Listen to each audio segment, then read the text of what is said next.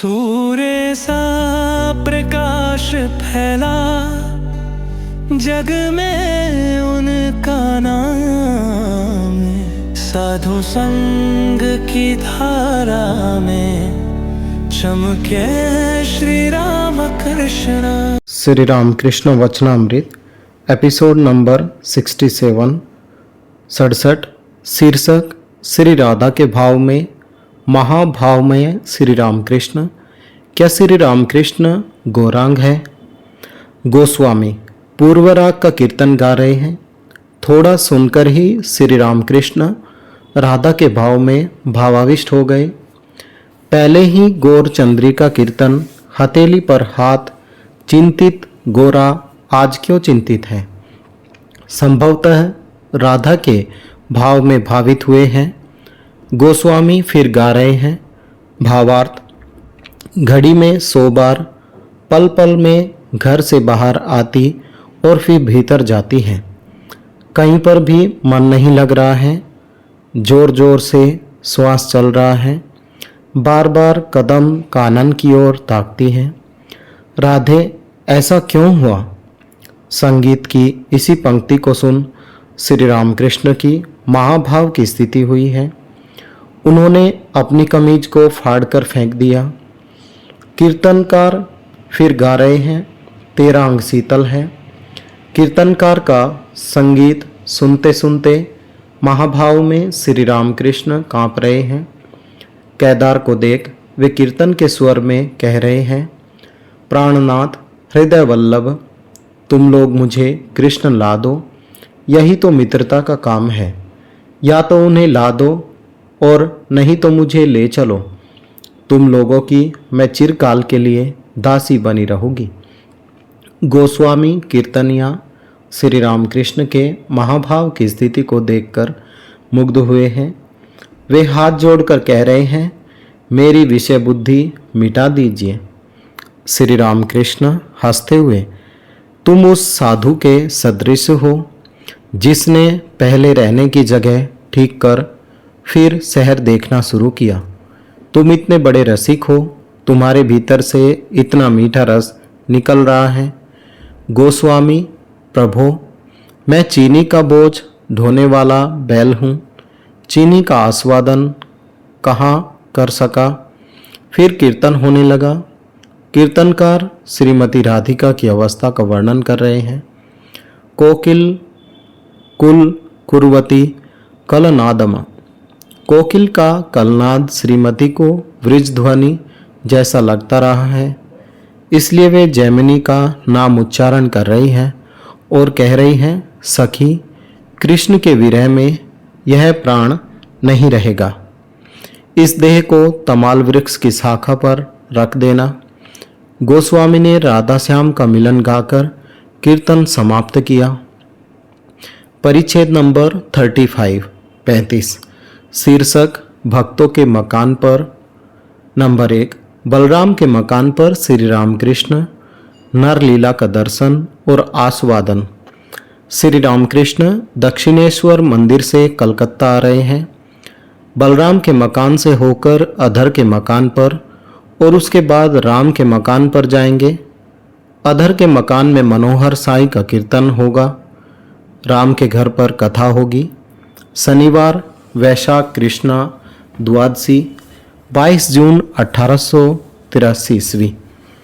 श्री रामकृष्ण गाड़ी में आते आते राखाल, मास्टर आदि भक्तों से कह रहे हैं, देखो, उन पर प्रेम हो जाने पर पाप आदि सब भाग जाते हैं, जैसे धूप से मैदान के तालाब का जल सूख जाता है। शीर्षक सन्यासी और गृहस्थ दोनों को विषयासक्ति छोड़नी होगी।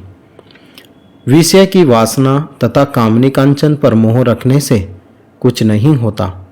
यदि विषय आसक्ति रहे तो संन्यास लेने पर भी कुछ नहीं होता, जैसे थूक को फेंककर फिर चाट लेना। थोड़ी देर बाद गाड़ी में श्री रामकृष्ण फिर कह रहे हैं, ब्रह्म समाजी लोग साकार को नहीं मानते। हंसकर नरेंद्र कहता है, पुतलिका फिर कहता है, वे अभी तक काली मंदिर में जाते हैं। श्री रामकृष्ण बलराम के घर पर आए हैं। वे एकाएक भावाविष्ट हो गए हैं। संभव है, देख रहे हैं, ईश्वर ही जीव तथा जगत बने हुए हैं। ईश्वर ही मनुष्य बनकर घूम रहे हैं। जगन माता से कह रहे हैं, माँ यह क्या दिखा रही हो? रुक जाओ, यह सब क्या दिखा रही हो?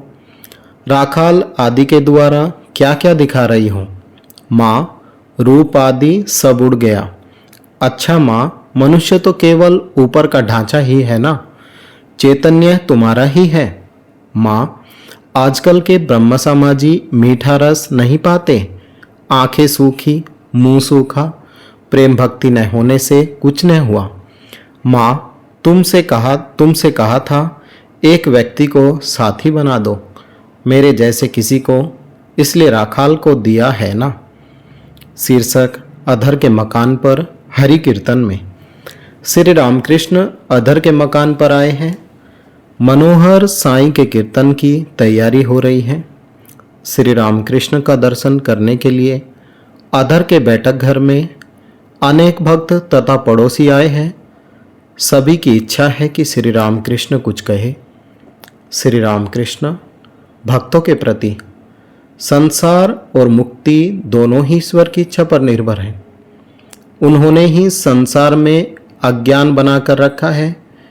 फिर जिस समय वे अपनी इच्छा से पुकारेंगे उसी समय मुक्ति होगी।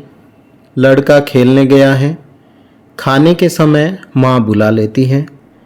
जिस समय वे मुक्ति देंगे उस समय वे साधु संग करा देते हैं और फिर अपने को पाने के लिए व्याकुलता उत्पन्न कर देते हैं।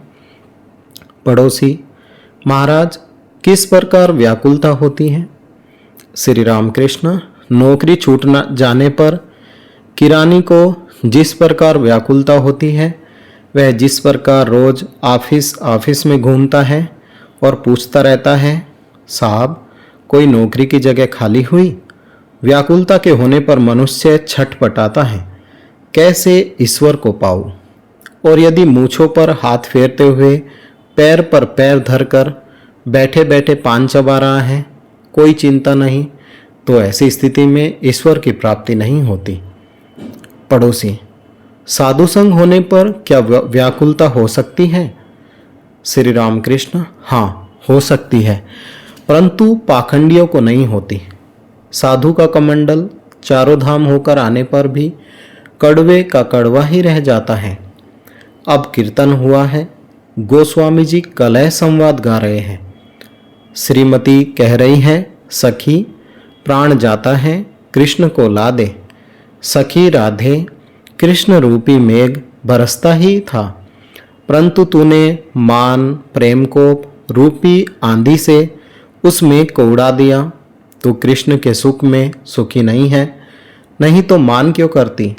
श्रीमती, सखी मान तो मेरा नहीं है, जिसका मान है उसी के साथ चला गया है।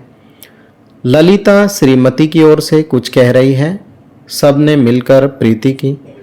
अब कीर्तन में गोस्वामी कह रहे हैं कि सखिया राधा कुंड के पास श्री कृष्ण की खोज करने लगी। उसके बाद यमुना तट पर श्री कृष्ण का दर्शन, साथ में श्रीदाम सुदाम मधुमंगल वृंदा के साथ श्री कृष्ण का वार्तालाप, श्री कृष्ण का योगी का सा भेष, जटिला संवाद, राधा का भिक्षादान, राधा का हाथ देख योगी द्वारा गणना तथा संकट की भविष्यवाणी, कात्यायनी की पूजा में जाने की तैयारी। कीर्तन समाप्त हुआ।